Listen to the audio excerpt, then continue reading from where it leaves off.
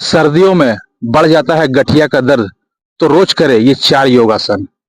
इस वीडियो में बहुत डिटेल में और सिंपल तरीके से आपको बताएंगे कि अगर आपका गठिया का समस्या है, गठियावाद का दर्द है, तो सर्दियों में कौन सा योगासन करना चाहिए जिससे आपका दर्द एकदम कम हो जाएगा। देखिए, एक्चुअल में होता क्या है, सर्दियों में हम लोग ज्यादा मूवमेंट होता नहीं है। मूवमेंट नहीं होने के कारण खाना तो आप वैसे ही खाते हैं, लेकिन एक्सरसाइज, वर्कआउट और योगासन नहीं करते हैं।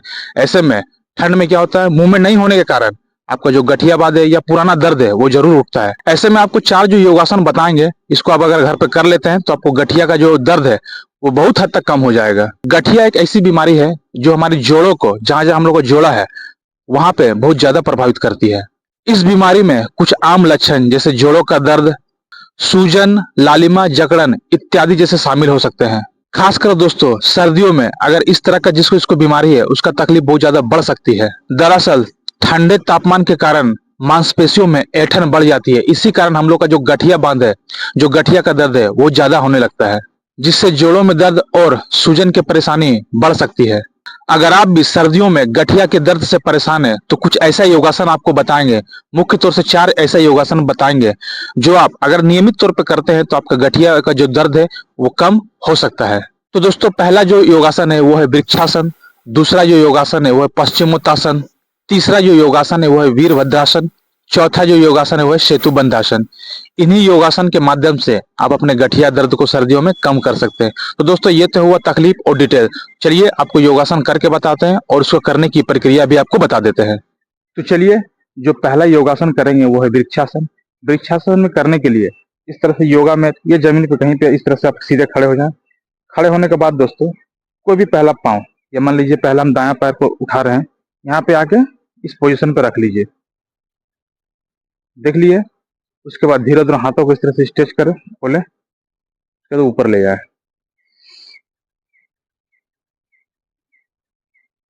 ऊपर जितना हो सकता है खींच सकते हैं। सांसों को भी होल्ड करके रखें, खींचते हुए।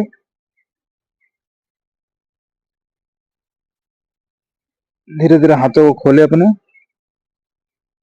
वापस आराम की मुद्रा में आ जाए पैर को रखते हुए।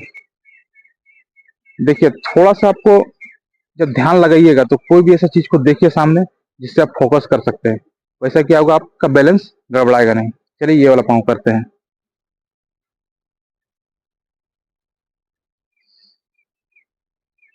अब देखिए, ये पोजीशन में आपको कोई भी एक चीज सामने को, कोई भी ऐसा वस्तु को देखते रहना है। सांस को ऊपर खींचते हुए रखें।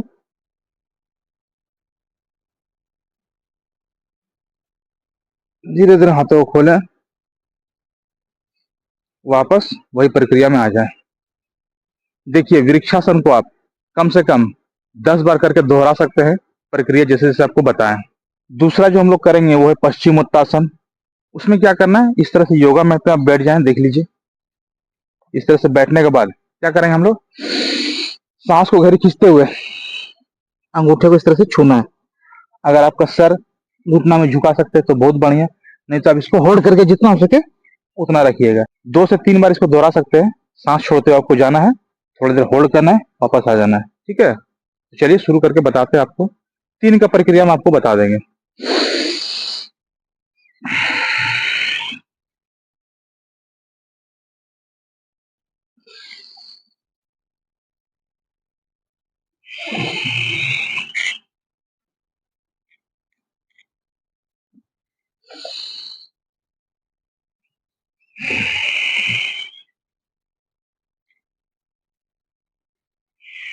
अगर आप शुरुआती दौर पे कर रहे हैं, बिगिनर्स है, शुरू में कर रहे हैं, तो जितना हो सके उतना ही टच करिएगा, उतना ही सर को झुकाइएगा।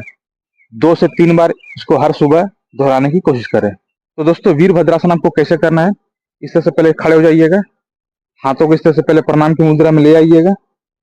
पैर को आगे हल्का सा स्ट्रेच इस तरह से। ठीक है, धीरे धीरे उठना है, पाँव को पीछे करना है, वापस आ जाना है।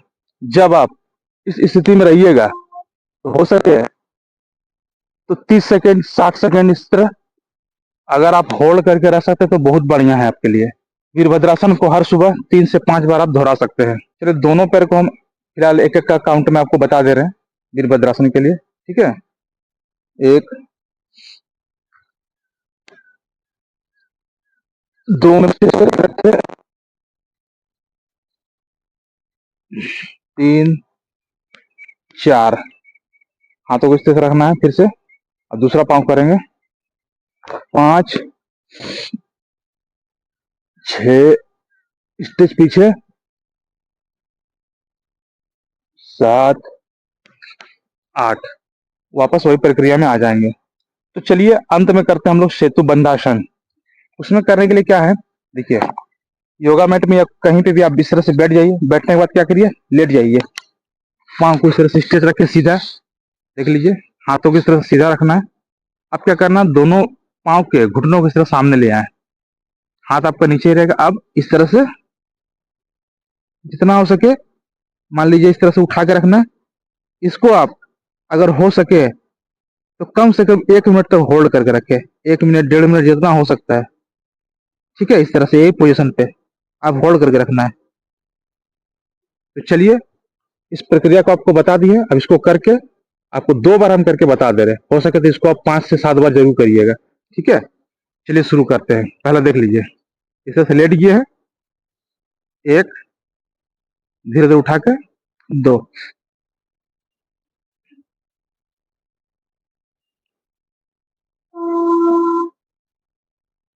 जितना देर हो सके होल्ड करके रखिए इसको, जितना आपका क्षमता है। धीरे धीरे नीचे ले आएंगे, पाँव को फिर से सीधा कर देंगे, थोड़ा देर सांस ले ले गहरी, होल्ड का पोजीशन में। फिर इसको शुरू करेंगे, 1 2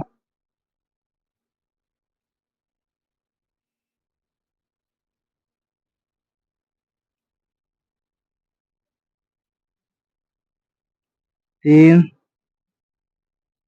4 हो गया हम लोग का सेतु बंधासन। तो दोस्तों ये था सर्दियों में बढ़ जाता है गठिया का दर्द, रोज करें ये 4 योगासन, तुरंत मिलेगी राहत। अगर आप ऐसा कर लेते हैं, धीरे धीरे ही करिएगा, आपको कोई ऐसा हड़बड़ी नहीं है। जैसा आपको बताएं ध्यान से धीरे धीरे आपको करना है। और हाँ, जैसा स्थिति में आपको होल्ड करने बोले हैं वही स्थिति में आपको होल्ड भी करना है। देखिए सर्दियों में बहुत ऐसा पुराना दर्द है जो तकलीफ देता है, वापस आके फिर से आपको, तो इससे बचने के लिए गठिया दर्द हो गया या फिर जो भी पुराना दर्द है उससे बचने के लिए आप ये वाला जो 4 योगासन मुख्य तौर से आपको बताएं इसको आप कर सकते हैं। ऐसा ही वीडियो के लिए, अच्छे कंटेंट के लिए आप मेरे चैनल के प्लेलिस्ट में जाके चेक कर सकते हैं। वहां पे जैसा भी रिलेटेड आपको वीडियो चाहिए हेल्थ रिलेटेड आपको वहां मिल जाएगा। तो दोस्तों मिलते हैं अगले वीडियो में किसी नई टॉपिक के साथ, तब तक प्रणाम, जय हिंद।